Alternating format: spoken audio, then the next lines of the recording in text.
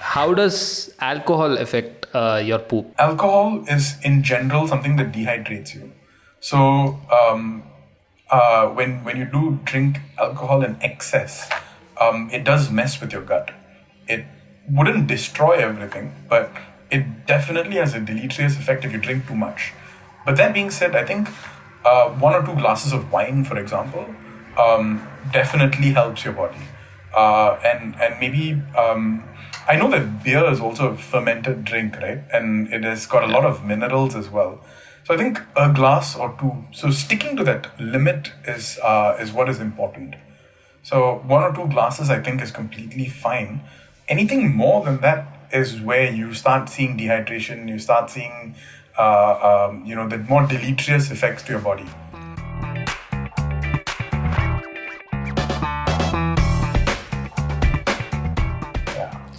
Okay. I feel like I've been barking too much gyan. Like you both are looking at me in a very strange way. No, it's something totally new for us, right? So it's not a very regular thing to talk about shit and diet and things like that. No, Abhinav, we have talked about our shit many times in hospital. Yeah. It's like I remember once when you told me, please call the ambulance. I think I gave birth. It's moving.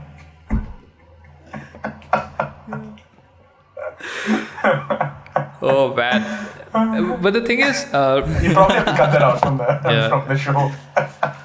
We have talked about shit and like shit jokes and as endearingly we used to call it do. So for the viewers and listeners, do is a short form of it's basically I think it comes from the Telugu word it comes from that as well as because it's like number do in Hindi, right? So yes, correct. So it's like a merging. The etymology of this word is a little confusing. Yeah. There are multiple places the origins of this word is. Yeah.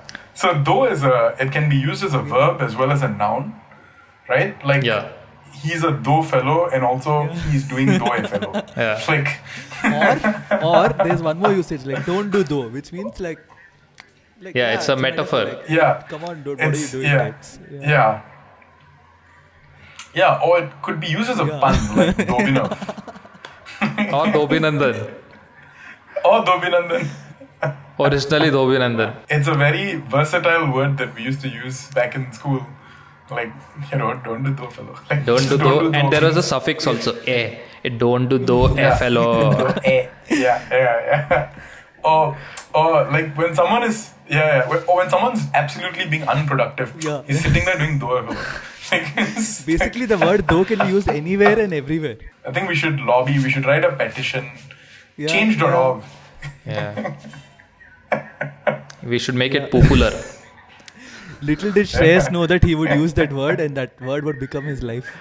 I remember there was this dumb charades that was happening and Shreyas was acting out and the word he had got was tuxedo. So he did this for tuck.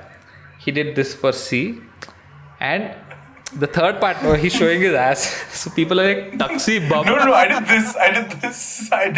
Who's the guy who gets Tuxi He bum? did this. I don't know, someone. Probably you, Abhinav. So like tuxedo. We were like, whoa, poof. This is the best word breakdown in the history of dumb charades.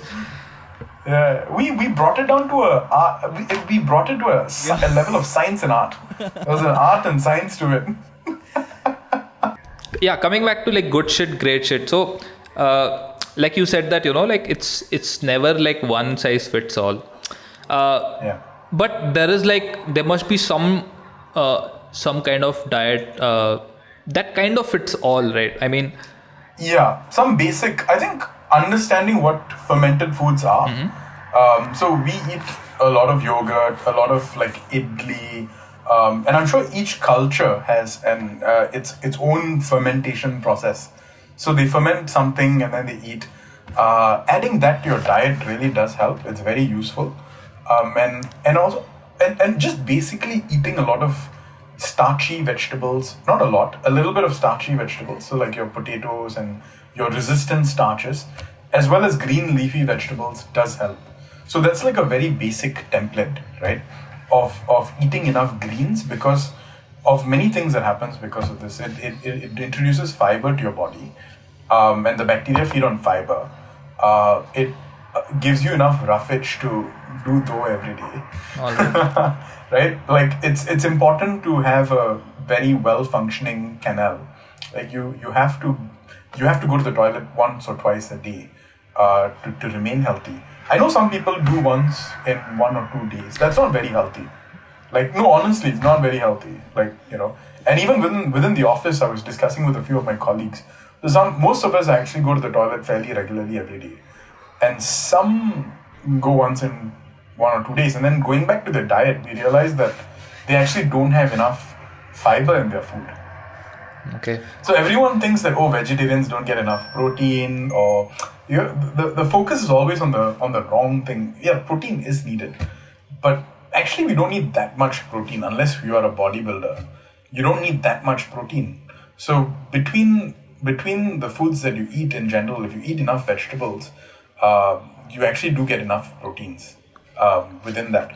What you don't get is if you eat too much protein but you don't have enough fiber, which is what happens to a lot of non-vegetarian folks, right? Like they don't eat enough vegetables in their diet, because I've seen people, I have friends who tell me I'm pure non-veg bro. I only eat chicken, I only eat fish, I only eat this. And I'm like, no, that's fantastic. It's a very good source of protein, energy, whatever. As long as it's not deep fried all the time, I think that meat is fine, but always make sure that you variegate your meal with enough vegetables, different types of nuts, legumes, that really does help. All right. So always have a more balanced diet. When you see your plate, it needs to be colorful. So that's, I would say, a very visual guide to eating right is, do you see the same color on your plate? Then there's something wrong. You have to be seeing a lot of different colors on your plate every day. Abhinandan is like, that reminds me of pizza. Yeah, I've not had it since. No, pizza is good once in a while. Yeah. You can't make it a constant meal every day, right? Like that's not good. Yeah. And trust me, I know I've lived on pizza for weeks before when I was in college. Not healthy at all. So I had like one question. How does alcohol affect your poop? Okay, so I think alcohol is in general something that dehydrates you. So when you do drink alcohol in excess, it does mess with your gut. It wouldn't destroy everything, but it definitely has a deleterious effect if you drink too much. But that being said, I think 1 or 2 glasses of wine, for example, definitely helps your body. And maybe I know that beer is also a fermented drink, right? And it has got a lot of minerals as well. So I think a glass or 2. So sticking to that limit is what is important. So 1 or 2 glasses, I think, is completely fine. Anything more than that is where you start seeing dehydration. You start seeing the more deleterious effects to your body. So drinking is in limits. I think in the quantity beyond which it becomes bad for you. So in that 1-2 glass range, it's actually very, very good for you. Beyond which the benefits are very low and the ill effects to your body is higher. Yeah, amazing. Yeah. But Shreyas, coming back to where you're working, right? That's some amazing work that you guys are doing. But how does this whole process happen? Like, I mean, what is the product that you guys are putting out in the market, and then what's the whole process? I mean, just an insight of that. Yeah. Sure. So we have a freezer full of shit, which is good shit. So what we do is we actually have a very thorough screening process. It's easier for you to donate your blood than it is to donate your poop, because we do some major screening. There are like at least about 20-30 different tests we do on a person. There's this thick set of questionnaires that they have to fill out, and then they have to meet the doctor, go through a full medical history, family history. We are very, very very selective of our donors. But I'll just give you a glint at what the profile of the healthy poop that we're getting is females above 30 who exercise a lot and are generally vegetarian. We find that their poop is the best for transplants. is the healthiest poop. So we do a lot of screening, and then this poop is then donated to us every week, about once or twice. It goes into the lab, and then the lab what the lab people do is they process it, mix it up with a little bit of saline and some other things to preserve it, and then it goes into a minus 80 degrees Celsius freezer. It lasts in the freezer for several years, but we try to clear off the stock within 6 months to 1 year. Because bacteria, when they're in suspended animation, they can actually regrow immediately after being thawed. So they're sneaky little things that they don't seem to die unless you boil it in 100 degrees Celsius. We're not able to break the cell walls. So it generally lives. That's why bacteria live in doorknobs and the strangest of places. In fact, they did a study and they found that bacteria was everywhere in the hospital, no matter how much you cleaned up. So that was something very, very unique, but not surprising because they're very tiny. Their lifespan is 20 minutes. So 1 week for you is for them several hundreds of generations have gone by because they multiply in 20 minutes and their lifespan is 20 minutes. So it's like they are, and within the 20 minutes of reproduction, they manage to process an enzyme, break down a component in our gut, or do some other physiological function that's essential for our existence, all within our gut within 20 minutes. So that's how efficient and productive they are. So that's one product, the fecal microbiota transplant material. The other product that we have is an at-home stool testing kit. So you must have heard of I don't know whether circle DNA is popular in India, or do you have genetic tests, right, that people do? So you must have heard of 23andMe, right? So like 23andMe, we have, instead of testing for human DNA, we test for bacterial DNA. Okay. So that we do at home. And what we do with that test is we take a look at all the different indicators of bacteria that we have, and then tell people where their health is affected and what they can eat to improve their health. So specific to them. Yeah. So it's a very individual, and it's also very Asianized. So the things that happen in the West are more of, eat pasta and eat fish and chips. But it's not catered to an Asian audience. So the ingredients we use in Asia is very different. We don't use kale and quinoa. We eat more of local vegetables and local, meat items as well, prepared in a very local way. So it's not Asianized for us. So what we've done is we've taken all of this and contextualized it for Asia. Hence, even in the name, it's called Asian Microbiome Library, right? So we focused on all the Asian ethnicities. So Shreyas, you were speaking about the whole research in the poop area. So there's also also came across this thing called I think fecal matter transplant, which you also mentioned. So how does that work? Like how do we transplant poop, and how does it actually save lives? That's a good question. So how it works is we take poop from a healthy person who, after several rounds of testing, we make sure there are no pathogens or viruses that can be transmitted. Make sure that they test negative for all of these pathogens and parasites. We then take their poop, process it in the lab.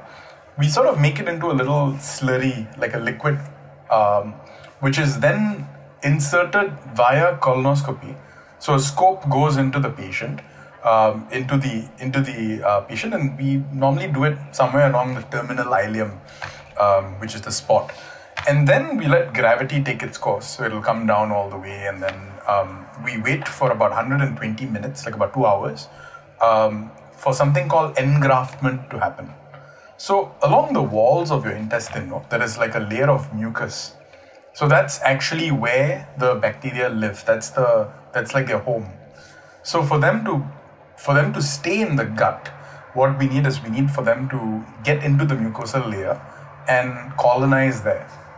So this process typically takes about 20 to 40 minutes, but we play it safe by doing it for 2 hours.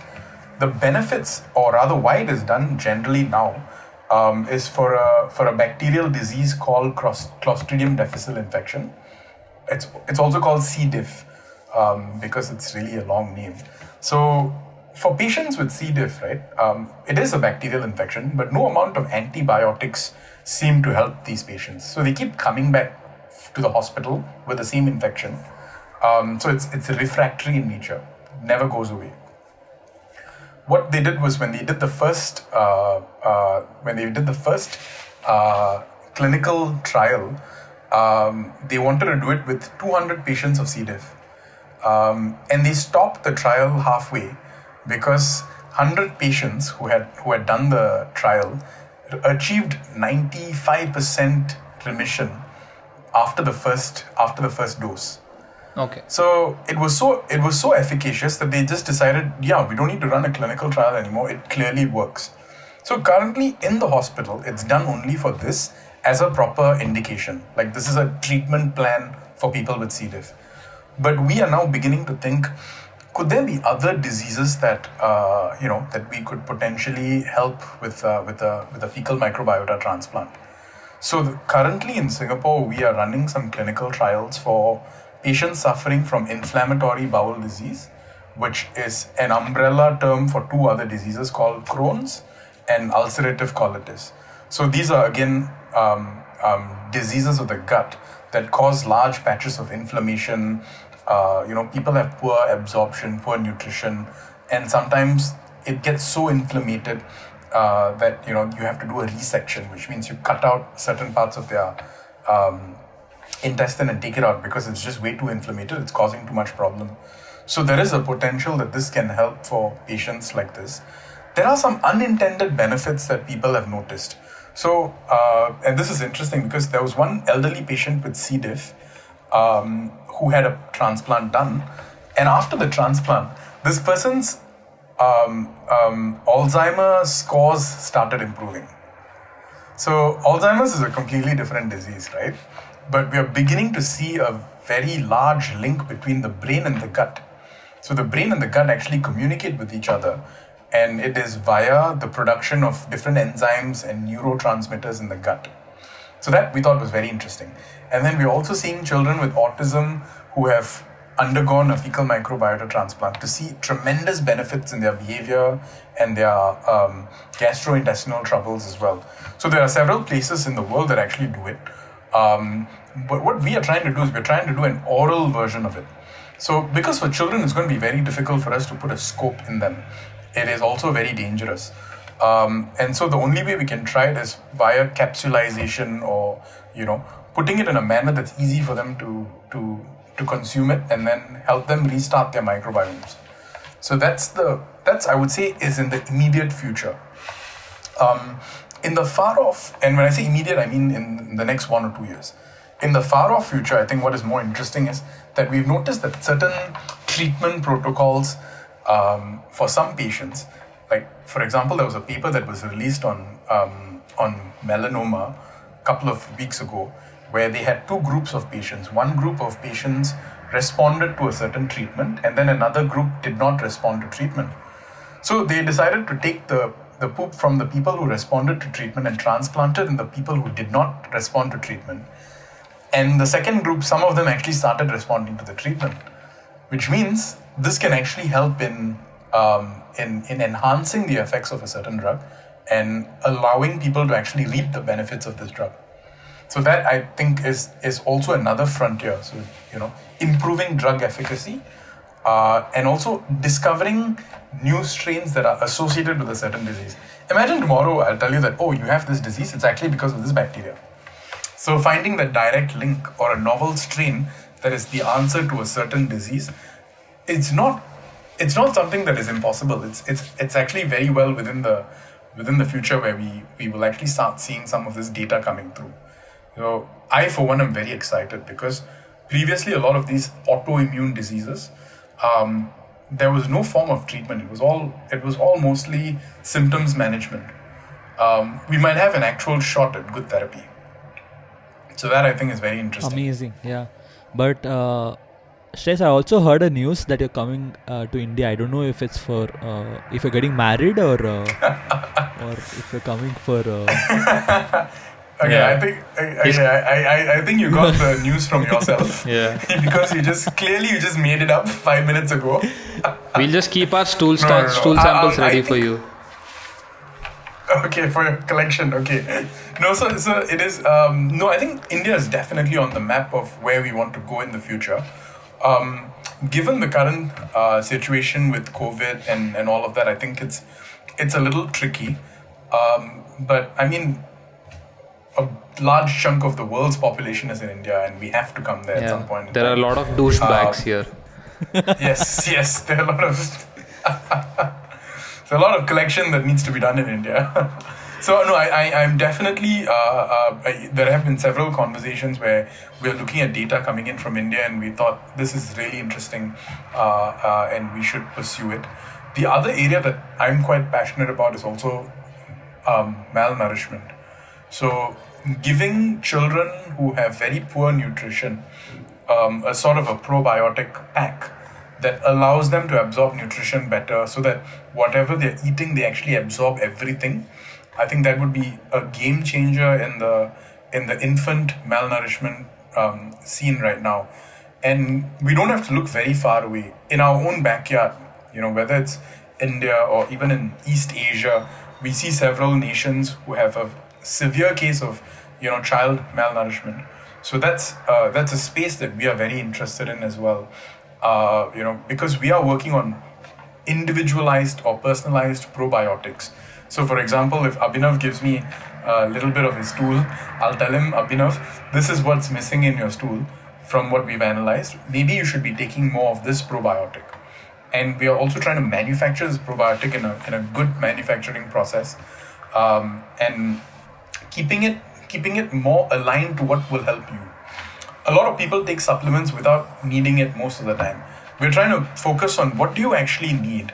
Can I give you a pill that has all of that? Versus giving you 10 pills with 10 different things and hoping one of them works. So that individualization is what we're really after.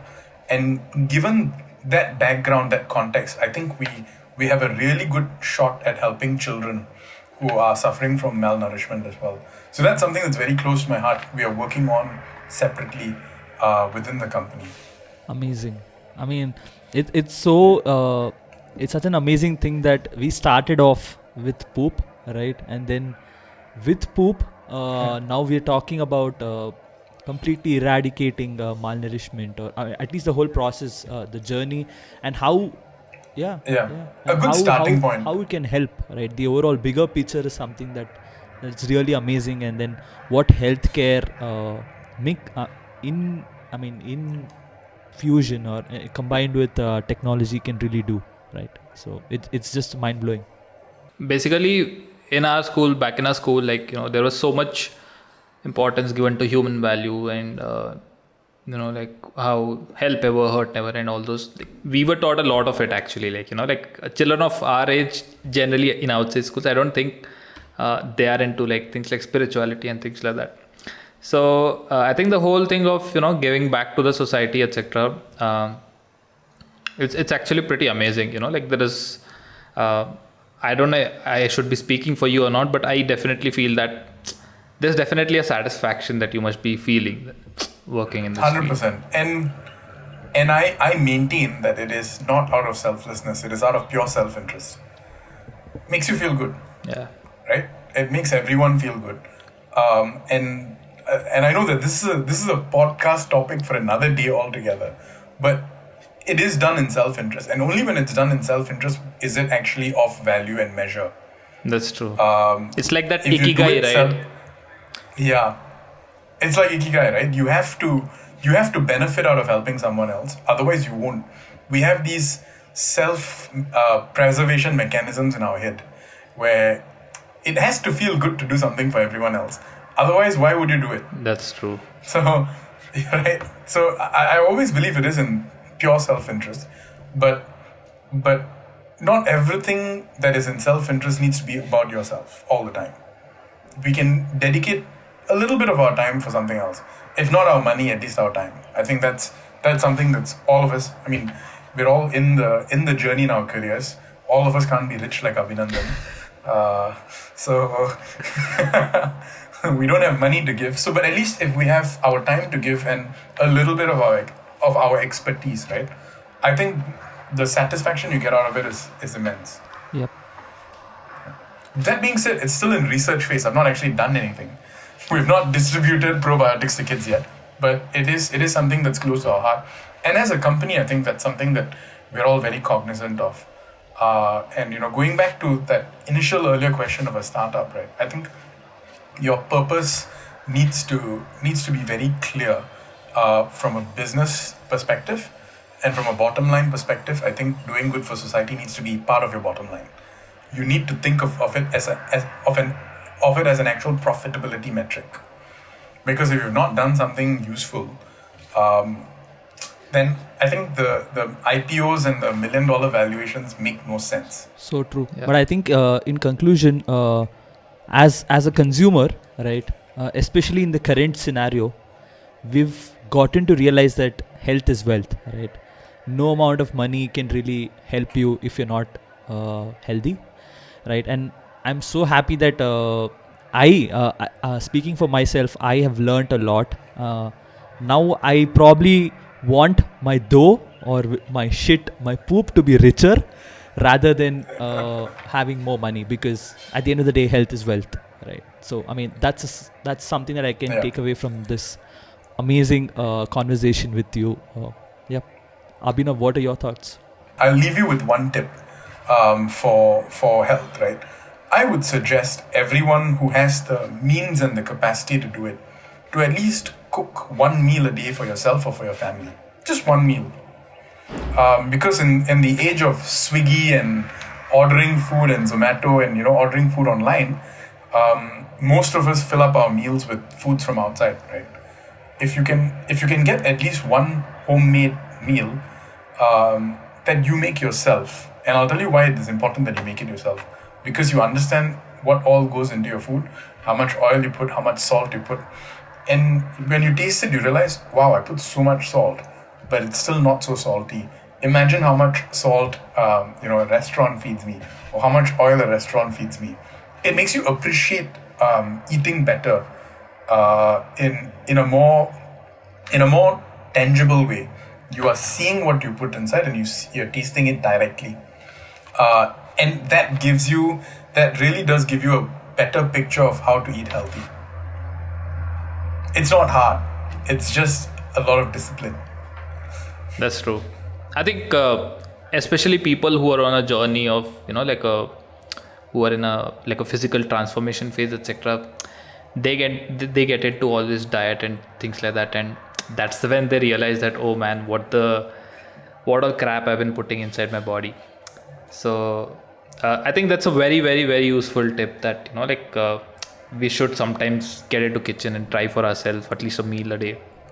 So I think this whole session, it has been an eye-opener for me, although it was a little technical initially. I thought that it would be, but then thanks to Shreyas, that he kind of explained everything in a very simple way, and things like microbiomes and all. I didn't know that I would speak about that in with somebody in a podcast. So that's really some amazing shit, and I think hope to have you again and again. It was really fun having you in our podcast today. Abhi, anything else you want to say? The next time we have Shreyas, he'll be like that health organization czar, hopefully in that capacity. So you guys gonna wait that long to call? That short it will be. Okay. I mean, it will just kind of take Message. off. The next time we'll be like, oh my god, we'll have to schedule some appointment with you amidst your busy schedule that time. I will always have time for my friends. Oh, sorry, this is only correct. Like that USSR thing. You can. Oh. I'll send you my bank account. Number. You can send the check there. I will edit out this part. All right. Thank you so much, Shreyas, for joining our podcast. It has been a pleasure. thank you, viewers and listeners, for listening to us and watching our podcast on a regular basis. Please comment your thoughts below on what do you think about the whole aspect of how your poop should be, and whatever your thoughts are. Feel free to comment and share this with your friends, families, and everyone else. And do not forget to like, share, and subscribe. The shorter versions of the video are available on Abhinandan's channel. Link is in the description. So thanks again, Shreyas, for being with us today here. And thank you guys so much for having me. Bye, guys. Peace.